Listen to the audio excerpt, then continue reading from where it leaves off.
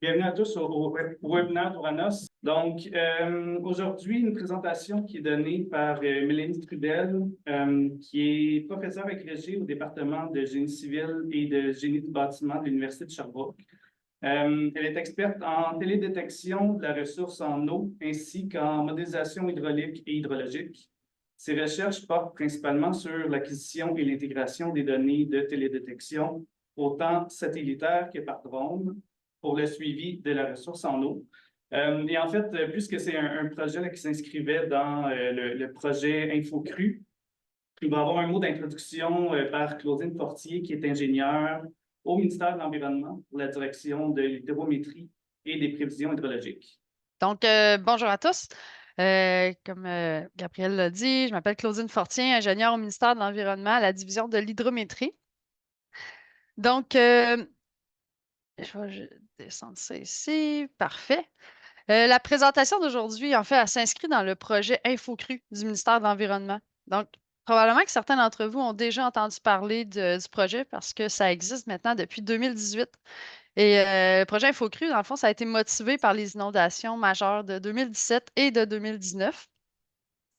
Et ça fait partie du plan de protection du territoire face aux inondations.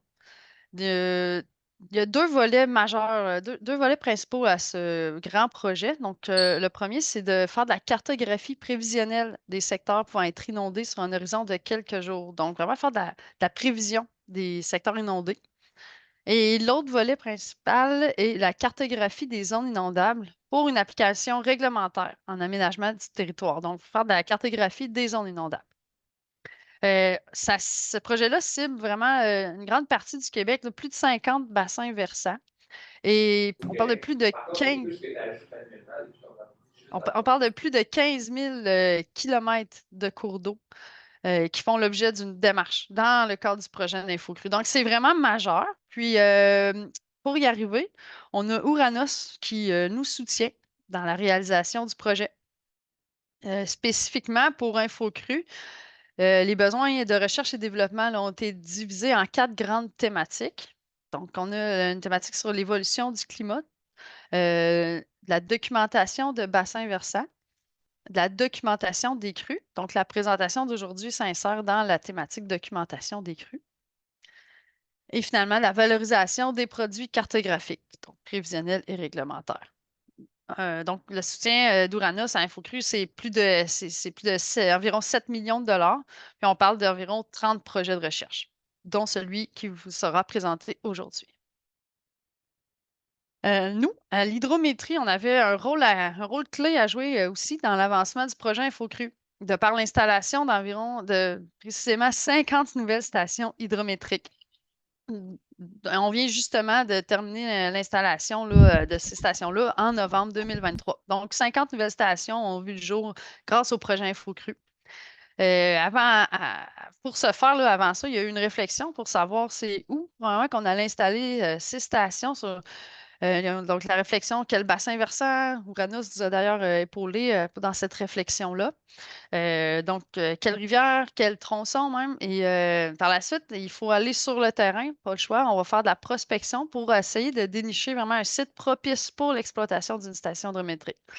Donc, beaucoup de prospection qui a été fait. Ensuite, on a eu, une fois que les sites ont été identifiés, on fait tout le volet de demande d'autorisation, est-ce que c'est un terrain public, un terrain privé? On a un aspect aussi de administratif ou d'achat, là, des contrats, appels d'offres, des achats. Il y a beaucoup de matériel donc à acquérir. Donc, on voit ici sur l'image panneaux solaires, cabinet, béton, tout ça, mais aussi à l'intérieur du cabinet, on a beaucoup d'instrumentation, tout ce qui touche le niveau, les limimètres là, qui mesurent les niveaux d'eau, mais aussi tout ce qui touche la télécommunication, la transmission des données, l'alimentation, l'énergie. Donc, beaucoup d'achats. On a une équipe dédiée pour ça. On a aussi une équipe là, qui a préparé puis organisé l'installation des cabinets sur le terrain. On a recours à des scaphandriers pour faire la plongée sous-marine, pour aller fixer des tubulures dans les cours d'eau. Et ensuite, on a des équipes de techniciens qui vont faire des jaugeages pour aller élaborer des courbes de tarage, donc déterminer des relations au niveau débit. Ça se fait à partir des jaugeages. Les 50 stations hydrométriques s'insèrent déjà dans un réseau qui était déjà existant. On avait déjà 230 stations hydrométriques. Maintenant, on en ajoute 50. On est rendu à plus de environ 280 stations. Et ces stations-là sont aussi utilisées à profusion là, pour le bien du projet InfoCru. Donc, il faut les entretenir. On fait de la modernisation, on fait de l'inspection, on répare des bris. Donc, beaucoup d'efforts pour l'entretien et l'exploitation de tout ce réseau hydrométrique-là. Et aussi, on a de la vérification de courbes de tarage à faire continuellement et de même que de la validation des données hydrométriques. Donc, je parlais de jaugeage dans la page précédente. Donc, ici, le projet qui sera présenté, c'est vraiment directement appliqué sur ce qu'on fait. Ça nous présente en fait une nouvelle méthode de jaugeage sans contact. Donc, sans devoir aller déployer un canot ou un instrument de mesure là, directement dans la rivière. Donc, pour nous, ça a été très utile parce que ça nous a présenté une alternative à nos méthodes de jaugeage actuelles en nous démontrant des exemples concrets d'application sur le terrain, en nous fournissant des recommandations également pour identifier des bons sites, des sites potentiels pour appliquer cette méthode et également en fournissant une évaluation des incertitudes entourant la méthode.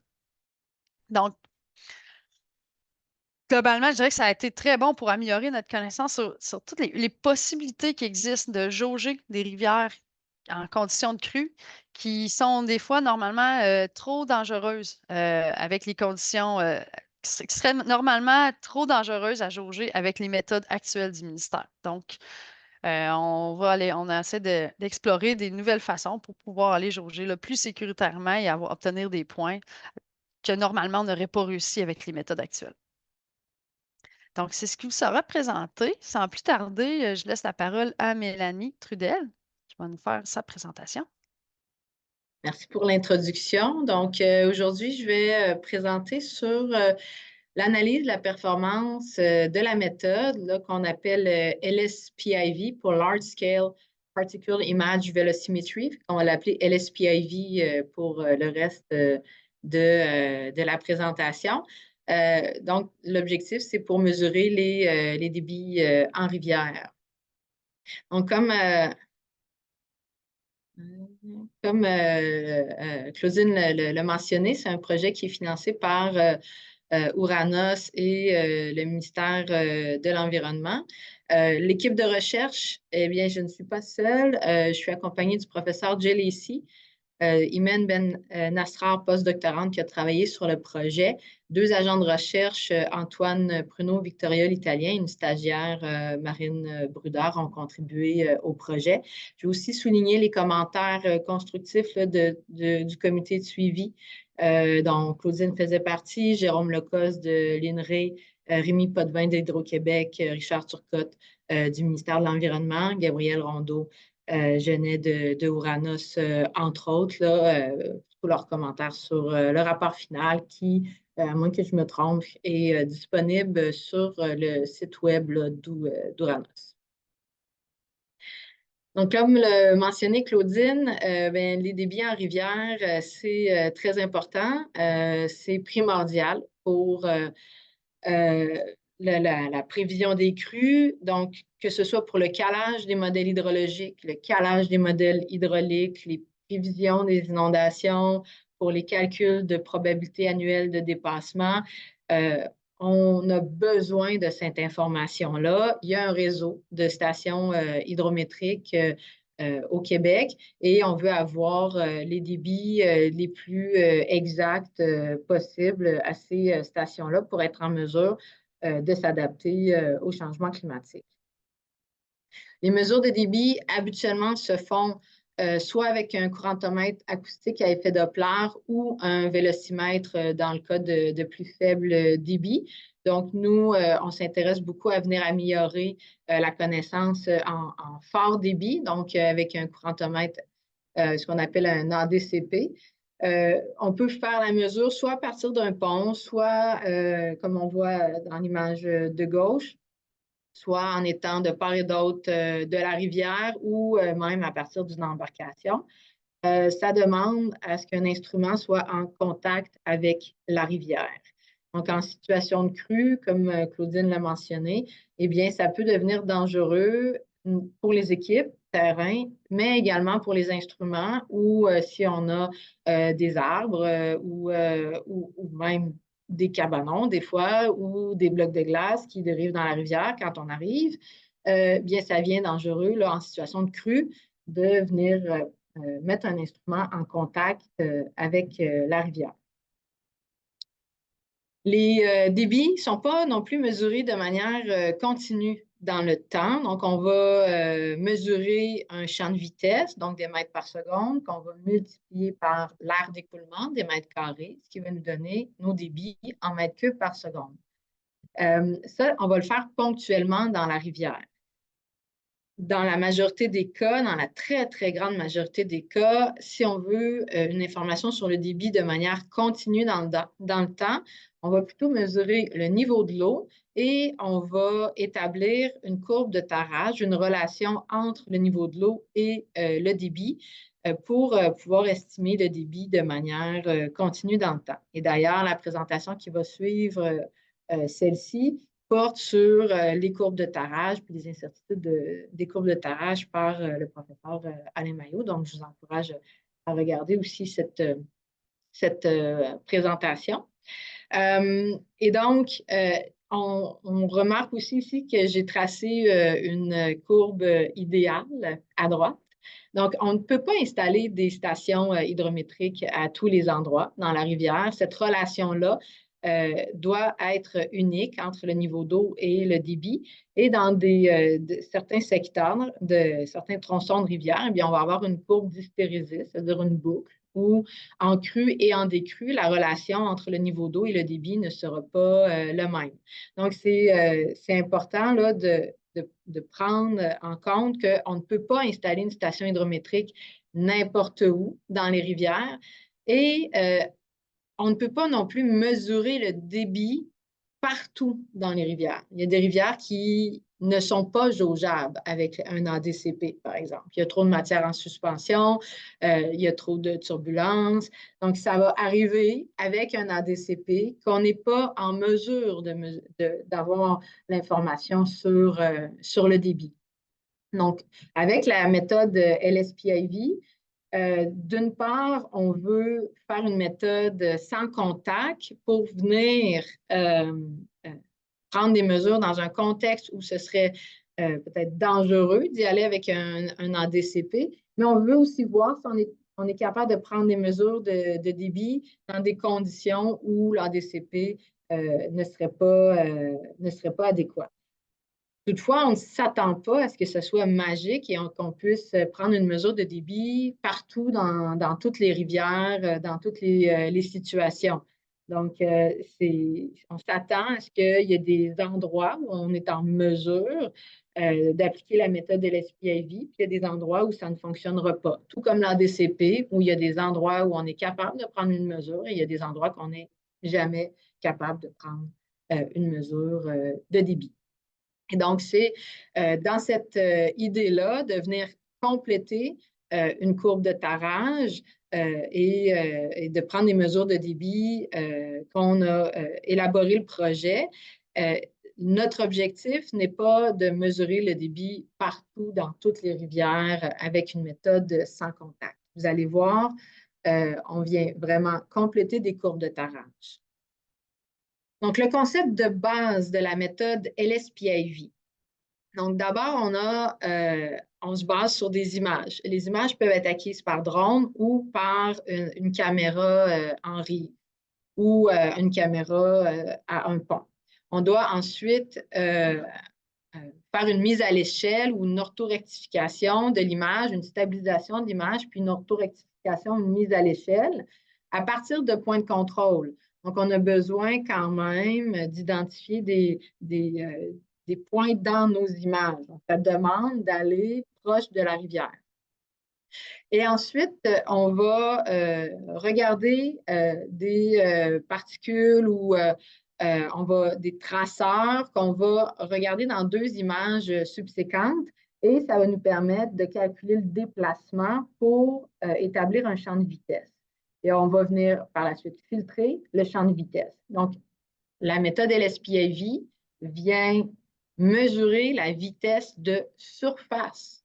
Donc, on n'est pas dans une vitesse moyenne de la rivière. Donc là, on va faire une relation, établir une relation entre la vitesse de surface et la vitesse moyenne de la rivière à partir du paramètre alpha. Donc, il va falloir déterminer le paramètre alpha. On a besoin également de la bathymétrie et on a besoin d'un niveau d'eau au moment de l'acquisition pour s'ajuster avec la bathymétrie. Donc, on voit ici qu'on va venir compléter une prise de mesure ADCP, où l'objectif, c'est que lorsque c'est possible de faire un ADCP, on fait les deux acquisitions, ADCP et LSPIV. Ça nous permet à ce moment-là d'avoir la bathymétrie de notre section et d'établir le paramètre alpha entre la vitesse de surface et la vitesse moyenne de la rivière. Et lorsque les débits deviennent trop élevés, eh bien, on va venir utiliser uniquement la méthode LSPIV. La méthode LSPIV, elle est aussi plus rapide que de faire une méthode ADCP. Donc, dans un contexte de crue où là, c'est un événement qui est plus rare, on voudrait faire plus de jaugeage pour être capable de compléter plus de courbes de tarage. Puis on voit aussi un autre avantage à la méthode LSPIV où on peut venir faire plus de jaugeage dans une même journée qu'avec un ADCP. Donc, les objectifs sont d'analyser la performance de la méthode LSPIV pour différentes rivières au Québec, donc dans différentes conditions hydrauliques. On veut identifier les différentes sources d'incertitude et fournir des recommandations sur l'acquisition et le traitement des données LSPIV. On s'est concentré sur 8 secteurs, 8 tronçons de rivières, donc sur 7 rivières différentes situées en Estrie. Donc, on est à l'Université de Sherbrooke ici, donc c'est des rivières qui étaient plus facilement accessibles pour nous et où, dans la majorité des cas, il y a une station hydrométrique également. Donc, dans certains cas où on n'a pas été en mesure de faire la mesure ADCP en même temps que l'acquisition LSPIV, on avait quand même une information des stations hydrométriques qui pouvaient être utilisées pour faire la comparaison. Donc, sur ces sites d'études-là, ce qu'on a regardé, c'est d'avoir différentes largeurs de rivières, parce qu'on se pose la question s'il y a une limitation en termes de largeur. Pour nous, on avait besoin d'une accessibilité des berges pour installer les points de contrôle et prendre la mesure de niveau d'eau. On a regardé différents secteurs avec de la végétation qui pouvait venir cacher la rivière. La présence de traceurs, je vais y revenir sur ce qu'on entend par traceurs. Donc, on a choisi des sites majoritairement où on avait présence de traceurs, mais on a de manière délibérée pris un secteur avec très, très peu de traceurs, différentes pentes, différents débits de récurrence 2 ans, superficie de bassin versant. Donc, on essayait d'avoir différentes conditions hydrauliques ici pour des stations hydrométriques. Alors, pour l'acquisition d'une mesure LSPIV, comment ça fonctionne? Bien, on a notre rivière ici et je vais ajouter mon drone ici.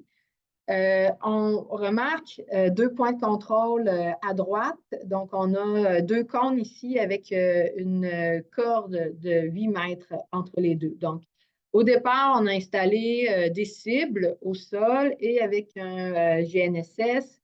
Donc, on était venu prendre la position, puis ensuite, on a calculé la distance.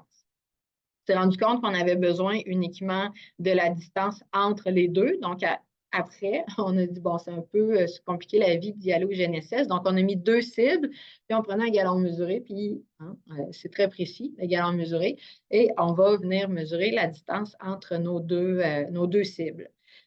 pour finalement se dire, eh bien, tu sais, au lieu de toujours avoir un galant mesuré, si on installe une corde entre nos deux cibles et qu'on vient tout simplement toujours établir nos deux cibles avec cette même corde, cette même distance prédéterminée, bien, on s'est rendu compte que ça évitait des erreurs par la suite dans le post-traitement. On sait qu'on a toujours la même distance entre nos cibles. C'est très rapide à installer. Et je vais revenir plus tard, mais on a finalement, là, maintenant, avec les drones RTK, on a même une méthode où on n'a plus besoin d'aller installer des cibles sur le bord de la rivière. On doit aussi avoir 25 à 30 de berges de chaque côté. Donc là, ici, on n'a pas beaucoup de berges, mais des fois, on va avoir 50 de la rivière, puis 50 en berge. Donc, les berges sont nécessaires pour l'étape de stabilisation. Donc, il va toujours avoir des petits mouvements, que ce soit un drone ou une caméra, il va toujours avoir des petits mouvements. Donc, on doit utiliser des zones qu'on assume sans mouvement et on va les utiliser pour venir stabiliser toute la succession d'images de vidéos. Et on prenait donc une mesure de niveau d'eau et une mesure ADCP à chaque fois. Donc, on va faire ces mesures-là dans des conditions où c'est possible. Et lorsque ça ne sera pas possible de faire un ADCP, on fera uniquement la mesure LSPIV. Donc, on voit ici là, une vidéo. Donc, on va faire une vidéo de 30 secondes à 1 minute. On va faire plusieurs vidéos pour s'assurer d'avoir différentes conditions. Par la suite, on a testé différents logiciels de traitement des données et c'est le logiciel FUDA LSPIV qui s'est avéré le plus d'une part, le plus performant et le plus simple d'utilisation. On a aussi un bon retour. Donc, si on a des questions, donc pour répondre aux questions, donc ça aussi, c'est très intéressant. Il y a plusieurs mises à jour. Donc, entre le moment où on a terminé le projet et maintenant, il y a déjà une mise à jour et on sait qu'il y a une autre mise à jour avec d'autres améliorations qui s'en viennent. Donc, c'est vraiment un logiciel qui est gratuit, simple d'utilisation. Donc, c'est celui-là qu'on recommande. Donc, dans les différentes étapes, on va d'abord stabiliser l'image et faire la mise à l'échelle.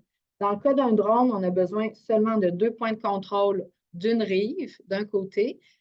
Dans le cas d'une caméra qui aurait un angle d'acquisition, donc le drone, l'avantage, c'est qu'il va regarder directement en dessous de lui, ce qu'on appelle au nadir.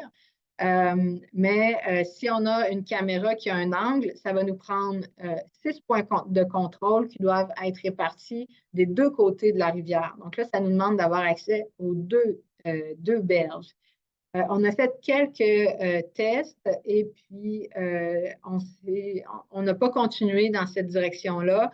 Donc, l'acquisition sur le terrain devenait quand même assez complexe et beaucoup plus longue qu'avec le drone. Donc, on a vraiment poursuivi l'ensemble des analyses avec des mesures faites avec les drones. Et donc, lorsque le pré-traitement est fait, c'est-à-dire la stabilisation et la mise à l'échelle pour transférer un pixel en distance, là, en mètres. Donc là, on va faire l'analyse LSPIV où on va générer une grille où les calculs vont être faits et on va déterminer une aire d'interrogation et une aire de recherche. Et on va identifier un traceur. Donc, les traceurs, ça peut être de la petite mousse à la surface de l'eau, ça peut être des petites vaguelettes, ça peut être des traceurs qu'on dit non déformables, donc des petites branches, ça peut être des blocs de glace, dans le cas de rivière, dans le cas d'un bac ou de crue printanière où le couvert de glace vient juste de quitter puis qu'on voudrait faire une mesure de débit. Donc, on va avoir toutes sortes de traceurs là, dans la rivière. Donc, on va identifier ce traceur-là et la taille de l'aire d'interrogation et de l'aire de recherche va varier en fonction de la vitesse d'écoulement. Donc, il faut s'assurer qu'on va retrouver ce traceur-là dans l'image subséquente. Donc, des fois, il y a quelques essais-erreurs à venir faire et c'est une des prochaines améliorations du logiciel FUDA LSPIV. Donc, il va y avoir moins de choix à l'utilisateur, ça va être plus encadré pour la taille de l'aire d'interrogation et l'aire de recherche. Donc, une fois que ça c'est fait, pour chaque image, il va y avoir un calcul des vitesses qui va être fait. Donc, c'est notre champ de vitesse brut. Par la suite, on va filtrer les vitesses, puis on va appliquer des filtres de corrélation et on va moyenner toutes les images, donc les vitesses de chacune des images dans le vidéo de 30 secondes à 1 minute. Et donc là, on va obtenir un champ de vitesse à la surface. Il faut transformer cette vitesse-là en débit et donc ça va nous prendre la bathymétrie dans notre champ de vitesse. Donc, on veut une bathymétrie qui a été mesurée. Ça peut être avec un sonore, l'ADCP, ça peut être avec un GNSS, mais on a besoin d'une bathymétrie connue. Donc, vous voyez qu'on ne peut pas décider de faire un LSPIV comme ça dans n'importe quelle rivière. Il va falloir à un moment donné aller dans la rivière et prendre une mesure de la bathymétrie. Et il faut ajuster le paramètre alpha qui va faire le lien entre les vitesses de surface et les vitesses moyennes de la rivière. Typiquement, ce paramètre-là va être de l'ordre de 0,8 à 0,9 dans la majorité des rivières. Dans une rivière qu'on a étudiée, le paramètre alpha était beaucoup plus faible. C'est une rivière avec un écoulement torrentiel. Et donc, on va pouvoir exporter notre rapport de jaugeage, un peu comme on peut exporter un rapport de jaugeage avec un ADCP. Donc, ça nous permet de conserver là, tous nos paramètres. Donc, voilà pour la méthode en tant que telle. Maintenant, pour les résultats qu'on a obtenus sur les rivières au Québec. Donc, la première chose que je vous présente ici, c'est un histogramme des écarts entre les débits mesurés et les débits calculés avec la méthode LSPIV. On a fait en tout 51 mesures LSPIV. Dans la majorité des cas, on a un ADCP en même temps. Dans quelques situations, on a utilisé la mesure, l'information à la station hydrométrique. Et ce qu'on voit, c'est que dans la majorité des cas, donc sur les 50 mesures, on a 32 qui ont moins de 10 d'écart avec la mesure ADCP ou la station hydrométrique.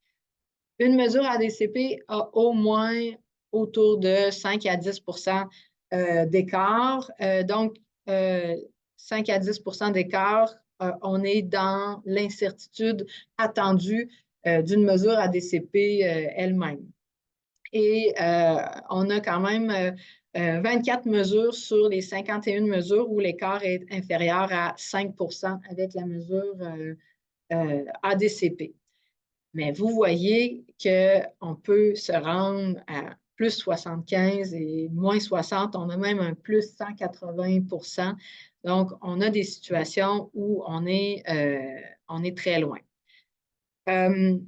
On a aussi une légère sous-estimation des débits avec la mesure LSPIV et c'est ce qu'on retrouve dans la littérature également. Donc, les résultats sont cohérents avec les études précédentes, là, LSPIV.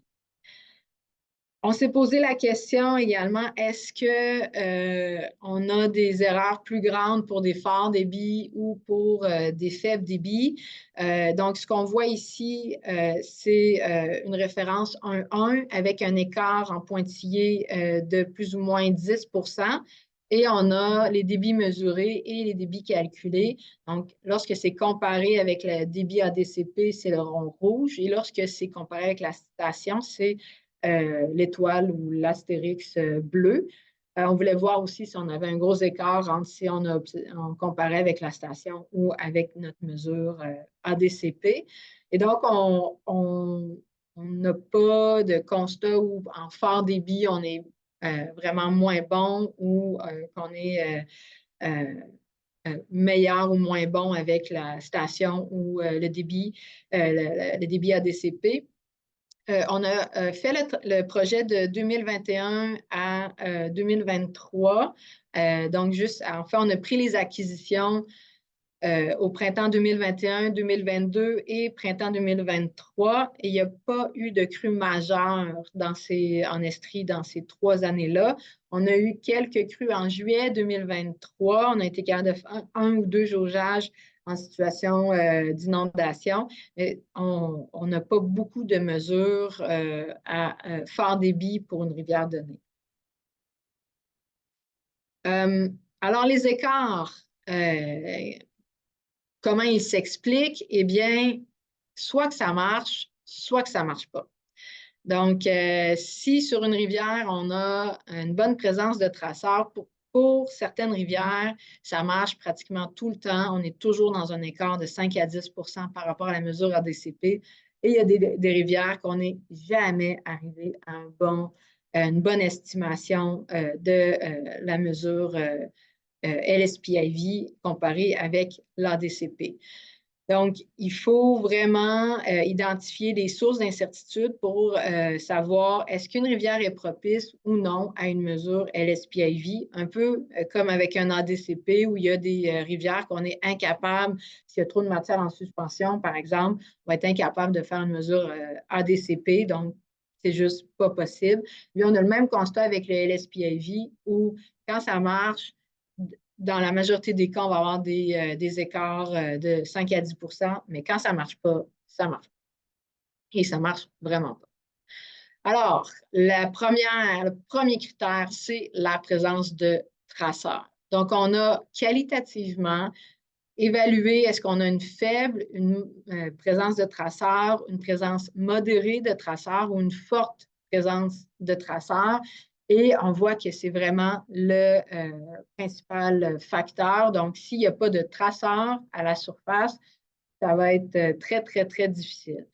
Les traceurs vont souvent être faits par de la mousse. Donc, si on a un petit peu de roche à la surface qui arrive à la surface, eh bien, ça va faire un petit peu de turbulence dans l'eau. Puis là, on va retrouver des traceurs dans notre rivière. Des fois, il faut se déplacer un petit peu en amont ou en aval par rapport au secteur où on ferait naturellement l'ADCP. Donc là, le défi, c'est d'avoir une bathymétrie à l'endroit où on a des traceurs. Et les traceurs aussi vont varier en fonction des débits. Ou à un débit plus faible, on peut avoir certaines roches qui vont venir créer cette mousse-là pour faire des traceurs. Puis à plus fort débit, mais on va plus voir nécessairement les mêmes traceurs.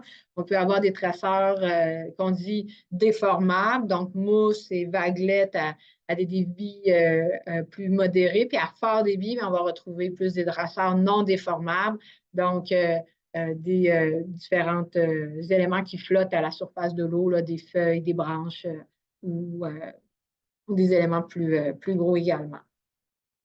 Donc, la présence de traceurs, c'est ça qui est le plus important.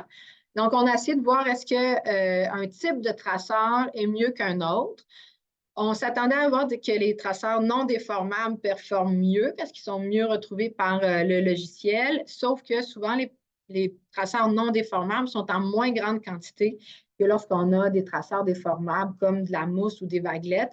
Et donc, c'est vraiment avec une combinaison de mousse et vaguelettes qu'on a obtenu des meilleurs résultats. On n'a que 2 observations avec que de la mousse, donc je me garderai une petite gêne là, sur le résultat pour la mousse uniquement.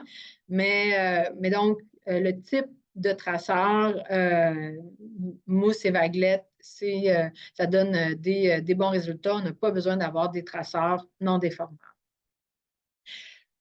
On s'est posé la question aussi sur l'illumination. Ça nous permet de bien voir les traceurs ou non. Donc, ça va dépendre du moment de la journée. Donc, avec faible illumination, modérée ou forte illumination, on s'est rendu compte que l'enjeu est surtout à forte illumination. On a exploré avec des filtres polarisants, mais ça n'a pas été concluant. Donc, constat, s'il fait soleil et qu'il y a des nuages, attendez qu'il y ait des nuages pour faire votre mesure LSPIV. Ça va éviter des reflets à la surface de l'eau et ça améliore. Sinon, bien, ce qui va arriver, c'est qu'on va peut-être devoir déplacer la section transversale dans notre image pour se retrouver à un endroit où on n'a pas d'illumination dans notre section. Et là, il faut s'assurer d'avoir une section bathymétrique à cet endroit-là. On s'est posé la question, on a remarqué que les traceurs étaient souvent d'un seul côté de l'écoulement. Donc, on s'est posé la question de savoir est-ce que la répartition des traceurs avait un impact dans la performance. Donc, on a regardé ceux qui s'étaient bien répartis, ceux qui étaient quand même assez bien répartis, mais d'un seul côté de la rivière, et ceux où c'était vraiment beaucoup plus ponctuel. Donc, quand c'est vraiment plus ponctuel, on voit plus d'écart. Mais si on a des traceurs qui sont répartis juste d'un côté, on n'a pas vu d'enjeu à ce niveau-là. Et juste pour expliquer ce qui se passe, eh bien, j'ai mis ici un ADCP couplé avec une mesure LSPIV et c'est la rivière Eaton que je montrais en vidéo. Et puis les traceurs Mousse-Vaglette sont répartis d'un seul côté, mais c'est aussi l'endroit où on retrouve le plus de débit dans la rivière. Donc souvent, on va avoir, les traceurs vont suivre l'endroit où il y a le plus de vitesse. Et c'est à cet endroit-là qu'on va avoir le débit qui est le plus important. Et des fois, dans le reste de la rivière où il n'y a pas de traceurs, les débits sont très, très faibles et donc ça ne va pas amener un écart qui est important. Donc, si on a des traceurs concentrés d'un côté, ça ne nous a pas amené d'enjeux. Ce qui a amené des enjeux, c'est les obstacles. Je ne sais pas pourquoi, mais ils mettent les fils électriques toujours en aval des ponts et c'est souvent là qu'on va vouloir faire des mesures, autant en DCP, ce qui n'est pas idéal, parce que ça peut affecter le magnétisme, et les images drones. Donc, il va falloir se déplacer un petit peu en aval puisque le champ de vitesse n'est pas bien défini si on a un obstacle dans l'image. Même chose pour la présence de végétation. Lorsque la végétation revient sur les berges, donc il va falloir se déplacer pour trouver un secteur de rivière avec des traceurs où on n'aura pas de végétation qui vient cacher une partie de l'écoulement, particulièrement si l'écoulement est concentré d'un côté et que c'est de ce côté-là qu'on a de la végétation. Okay, donc, pour vraiment observer notre rivière, bien comprendre qu'est-ce qui se passe pour évaluer si on a un bon potentiel LSPIV. On a aussi des enjeux avec la vitesse du vent. Donc ici, je présente un cas sur la rivière Weedon où on a très, très, très peu de traceurs. On a un effet de refoulement connu dans ce secteur-là. Donc, on a choisi le secteur en sachant que ça risquait de ne pas fonctionner et effectivement, ça n'a pas fonctionné. Et même dans certaines situations, ici, l'écoulement se fait du haut vers le bas de l'image et vous voyez, le champ de vitesse est dans l'autre sens. Eh bien, il y avait un vent dans cette direction-là et l'écoulement, il y avait tellement peu de traceurs que ce qu'on a remarqué, c'est que le champ de vitesse reflétait la vitesse du vent et non l'écoulement de la rivière. Donc, dans des très faibles débits, où on aurait un très fort vent, bien, on émet l'hypothèse qu'on risque d'avoir un impact du vent sur le calcul des vitesses. Donc, éventuellement, on veut aller plus loin dans l'estimation de la vitesse, de l'impact de la vitesse du vent sur la mesure LSPIV. On a aussi fait des acquisitions alors qu'il y avait des précipitations. De plus en plus, les drones permettent de faire des vols alors qu'il y a des faibles précipitations. Donc ici, des précipitations de neige, ça nous a causé plus de problèmes où le champ de vitesse suivait les flocons de neige. Pour le moment, avec précipitation de neige, on a remarqué qu'il y avait des enjeux. Donc, ça aussi, il va falloir en tenir compte là, lors des acquisitions. Donc, ça, c'est vraiment l'analyse des traceurs. Et on a aussi fait quelques expériences en lien avec la plateforme. Donc, on a testé différents drones, différentes grosseurs de drones. Le drone mini peut faire une mesure, mais va rapidement être affecté par le vent. Donc, les drones mini, c'est des drones qui font moins de 250 grammes et donc qui permettent de faire des vols sans avoir une licence de pilote de drone. Donc, on conseille d'avoir un drone un peu plus stable. La majorité des vols de drone qu'on a fait, c'est avec un Mavic 2 ou un Mavic 3. Et à la fin, donc à la fin du projet, on a fait beaucoup d'expériences avec un drone qu'on dit RTK, donc Real Time Kinematic. C'est un drone qui est connecté avec un réseau cellulaire et qui permet de connaître sa position de manière centimétrique avec un réseau de stations. Ça peut être en RTK ou en PPK. Et donc, on a fait une photogrammétrie, donc un vol photogrammétrique au-dessus de notre secteur. Et ensuite, on a fait un vol stationnaire LSPIV. Et à partir de la photogrammétrie, on a fait notre mise à l'échelle. Donc, on a une précision de 2 cm environ avec la photogrammétrie. Donc, on est venu faire nos points de contrôle de la mise en échelle sans utiliser de cible, juste en identifiant des éléments visibles dans les images, des roches, des arbres, etc. Et ça nous a donné des bons résultats. Donc, on était satisfaisant avec cette mise à l'échelle. Et ça permet de ne pas avoir du tout de contact, de ne pas être obligé d'aller mettre des points de contrôle proches de la rivière. Par contre, on a toujours besoin d'une mesure de niveau d'eau. Et donc là, on s'est posé la question, est-ce qu'on peut utiliser la photogrammétrie pour estimer le niveau d'eau? Et ça, non. On a trop d'erreurs. On a 40 à 50 cm d'erreurs lorsqu'on le fait. Donc, ce qu'on veut explorer, c'est d'utiliser un altimètre pour mesurer le niveau d'eau. Parce qu'avec une mesure de niveau d'eau par drone, une mise à l'échelle par drone, on n'aurait plus du tout besoin d'aller en contact avec la rivière. Donc, tout se ferait à l'aide du drone. On veut aussi, au niveau de la plateforme, explorer soit des capteurs thermiques ou des capteurs multispectraux dans le cas où on n'a pas de traceur. Donc, on a acquis le drone multispectral en fin de projet. Donc, on n'a pas pu explorer complètement cette avenue-là, mais ça nous semble prometteur pour voir si on pourrait détecter des traceurs autres que ceux qu'on voit dans les images optiques. Pour ce qui est du traitement des images, donc on a vraiment regardé l'impact des traceurs, l'impact de la plateforme et ensuite l'impact du traitement. Donc, un des enjeux, c'est vraiment la position de la section transversale dans l'image, où on doit connaître la bathymétrie. C'est un des enjeux qu'on a soulevé. Et on s'est posé la question, qu'est-ce qui arrive si on prend une section transversale qui n'est pas exactement à l'endroit où on a fait notre mesure de bathymétrie?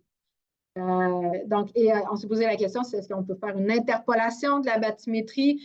Et même si on prend 2 sections transversales avec des bathymétries connues, c'est quoi l'incertitude qu'on va avoir sur notre estimation du débit? Puisqu'on s'est rendu compte que des fois, une fois rendu au bureau, on se rend compte qu'il y a des obstacles et puis là, on voudrait changer la position de notre section transversale.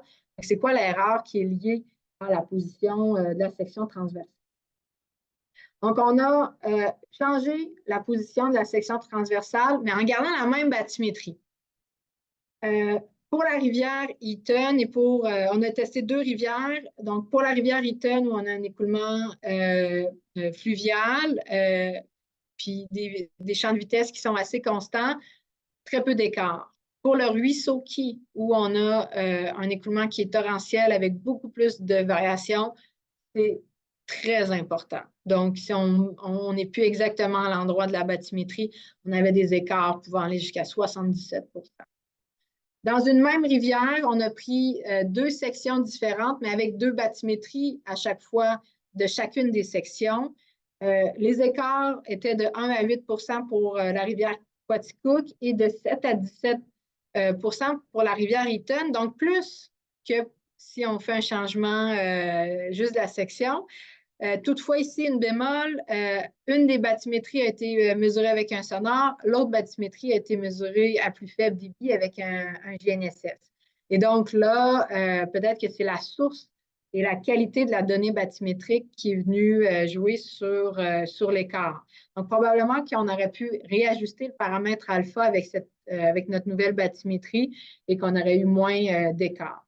On a aussi utilisé une interpolation, donc plutôt que ce soit une mesure, on avait des sections bathymétriques vraiment là, à plus de 600 mètres de notre secteur et on a interpolé et les écarts varient de 2 à 20 là, pour la rivière Quaticook. Donc, il va falloir quand même creuser encore plus sur l'impact de la bathymétrie là, sur le calcul du débit LSPAV, dépendamment des rivières, dépendamment de la méthode qu'on va aller chercher la bathymétrie, on peut retrouver plus ou moins d'écart ici là, dans notre estimation du débit.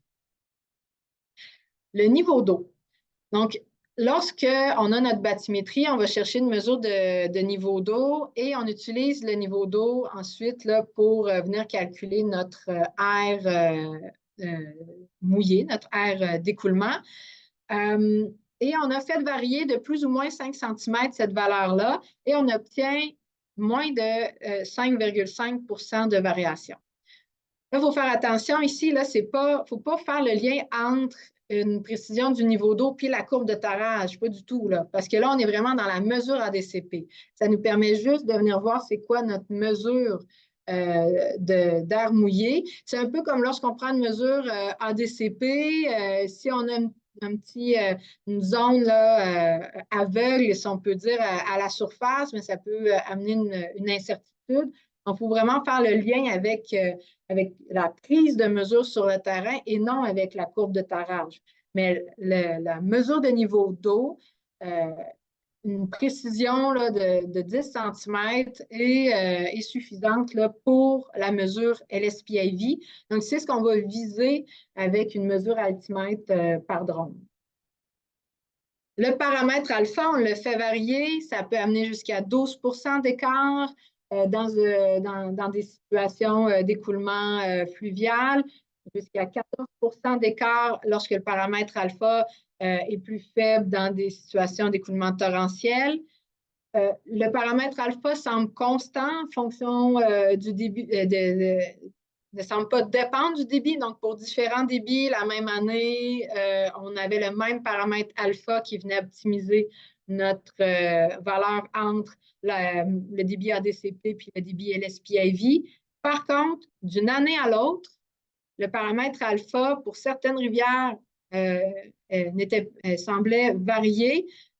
Donc, ça serait important de refaire des mesures à chaque année LSPAV, ADCP dans l'acquisition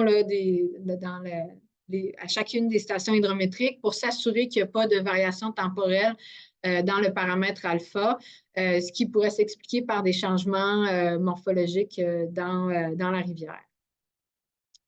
Alors, nos recommandations, on recommande l'utilisation d'un drone. C'est beaucoup plus flexible, on peut se déplacer dans la rivière plus facilement.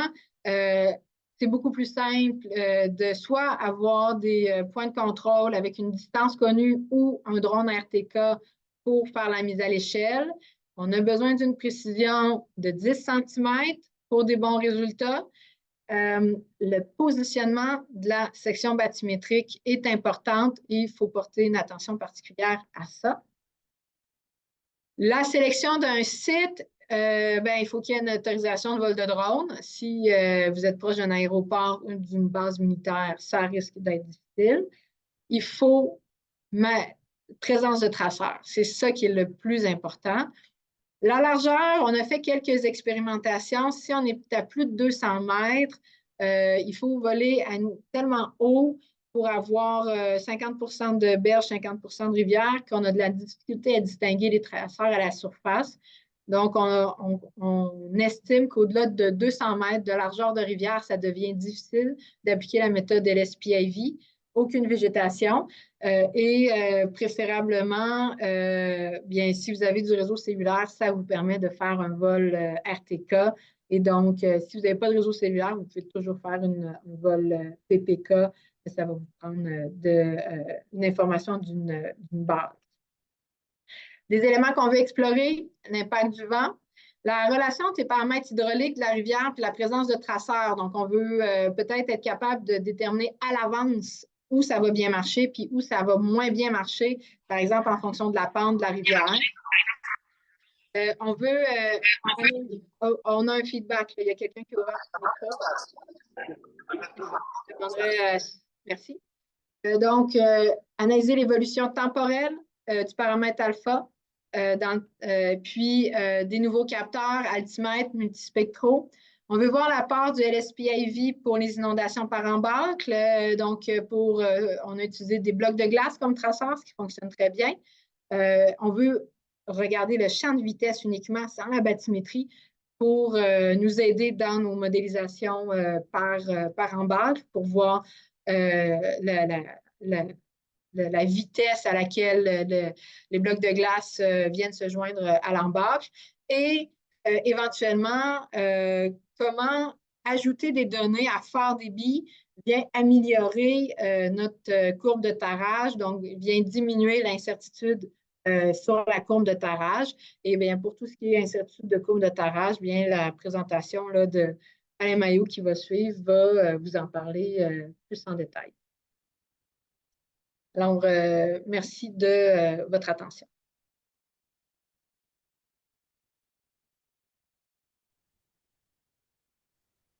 Merci, Mélanie. Donc, on va prendre les questions. Il y en a déjà quelques-unes en ligne.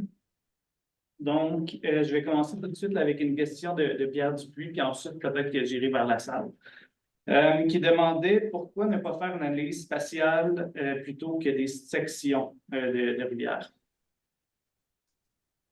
Une analyse spatiale de... Je ne sais pas si Pierre voudrait prendre la parole. Mais j'imagine, parce que donc on a un champ 2D avec les vidéos, là, donc pourquoi ne pas prendre tout le champ 2D plutôt que juste une section de rivière? Bien, il faudrait plusieurs sections bathymétriques à ce moment-là. Donc, il faudrait vraiment avoir une bathymétrie 2D complète du secteur. Oui, c'est ça que je propose, là. Puis aussi de faire peut-être des profils en long parce que des sections transversales, vous pouvez manquer une marche. Donc, vous pouvez avoir une section, là, puis s'il y a une marche dans la rivière, là, comme au niveau de la bathymétrie, là, ben, avec des relevés dans le sens longitudinal de la rivière, ça permet d'identifier. Je pense pas que d'avoir une section longitudinale va aider parce que ce qu'on veut vraiment, pour la bathymétrie, on a besoin pour des mètres cubes. Donc, on a besoin de l'air mouillé, exactement à l'endroit où on a notre profil de vitesse. Donc, c'est un peu comme pour un ADCP. Je suis d'accord, Mélanie. Vraiment à cet endroit-là. Oui, je suis d'accord, Mélanie, mais je pense que c'est important pour cette méthode-là qu'on aille plus qu'une section. Donc, effectivement, là, c'est de prendre des relevés là, bathymétriques là, du secteur au complet pour être capable par la suite, en post-traitement, de pouvoir traiter plusieurs sections. Là. Tu pourras en faire une vingtaine, puis moyenner les résultats pour voir c'est quoi la variabilité du débit là, mettons, sur une distance de je ne sais pas combien. Là. Quand vous avez fait vos travaux, là, c'est quoi, 20 mètres, 30 mètres, 40 mètres C'est la distance de l'image. Ça va dépendre de la hauteur du drone qui va voler, mais ça, on le fait, effectivement. Donc, c'est ce qu'on a présenté, là, dépendamment là, des rivières, ça va changer. Pour une rivière qui est fluviale et puis que le champ de vitesse est assez constant, il y a peu d'impact. Mais pour une rivière là, torrentielle là, où le champ de vitesse varie beaucoup, là, oui, c'est important d'avoir une bonne mesure de bathymétrie. C'est beau. Je prendrais peut-être s'il y a des questions dans la salle. Alain? Je peux parler alors maintenant. Peut-être parler quand même un peu plus fort. Mélanie, je suis un peu surpris que tu dises que le alpha ne dépend pas du débit. Oui. Est-ce que vous avez vraiment exploré une gamme de variations? Parce que si un changement de contrôle, tu le sais mieux que moi, c'est si débit baisse, il va y avoir un changement de contrôle à votre section. Et à mon avis, s'il y a un changement de contrôle, l'hydraulique change complètement et probablement que l'alpha change aussi. Est-ce que vous avez vraiment exploré une gamme de niveaux et de débit suffisante pour conclure que l'alpha ne dépend pas du débit? Bien, si on l'a testé, Alain, c'est parce qu'on a la même hypothèse que toi là, au départ. OK? On espérait que ça ne change pas trop pour être en mesure là, d'extrapoler, de se dire, ben, si on n'a pas une mesure d'ADCP en même temps, c'est encore valable. On a une gamme de débit qui va de très bas à moyen haut, je dirais, mais on n'a pas de plein bord hein, parce qu'on n'a pas eu d'inondation. Donc, mais sur la rivière Eaton, là, de 1 mètre cube par seconde à 70-80 mètres cubes par seconde, même plus, c'est le même alpha qui a été optimisé. Donc, fort probable, c'est dur à dire si on a le même contrôle tout le long ou s'il y a des variations, mais on a remarqué plus de variations d'une année à l'autre d'une même année d'un débit à l'autre.